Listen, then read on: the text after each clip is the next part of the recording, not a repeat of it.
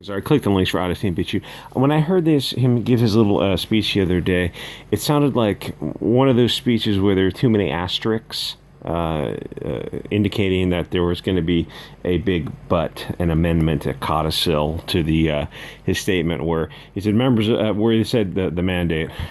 What is a mandate? Is that like an executive order, or is that like an act of Congress?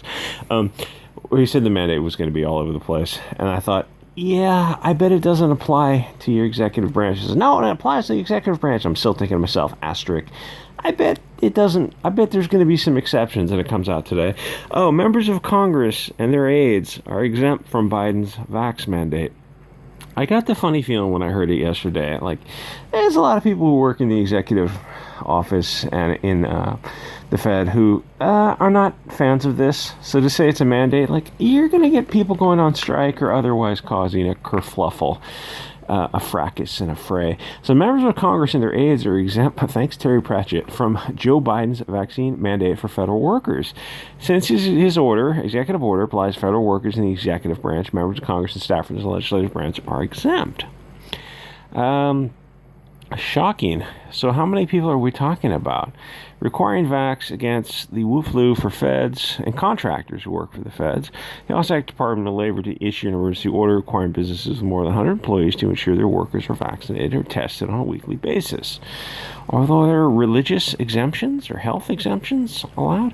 And what is the force of that? I mean, it always begs the question, you say, and then what if they don't choose to comply with this request? Is it a request or is it an order? What are our options here? However, Biden's order on federal workers applies to employees of the executive branch. House of Representatives and Senate belong to the separate legislative branch, and the courts to the judicial branch of the federal government. Yes, the three branches of government. UPS workers are also getting special treatment. Shocking. They're part of the federal vaccine mandate under OSHA jurisdiction, though technically not under the executive order. They're part of the mandate under OSHA, though technically not under the executive order. Why is that? White House officials tell me UPS workers are not included in the requirement, but we strongly encourage them. Well, you can take that encouragement, wrap it up, and shove it right up your candy ass. Massive chunk of the federal workforce, 600,000 and growing, that's not required to be vaccinated. You ever start to think, maybe we need to go back to being a collection of 50 states instead of this massive federal power?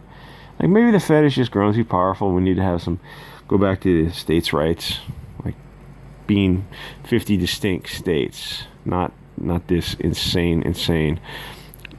I don't know what we've turned into.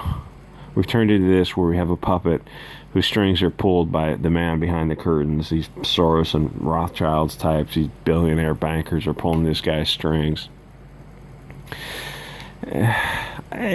We've got a problem. Yeah, we've got a problem. Form militias. They're armed, legal militias as part of your constitutional right.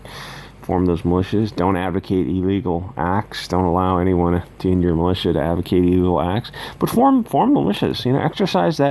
Exercise your constitutional right. Exercise your rights, or you're going to lose them. Anyway, I heard this. I knew there was some bullshit afoot, and it turns out that yes, there is indeed some BS afoot. All right, guys. We'll see you next episode.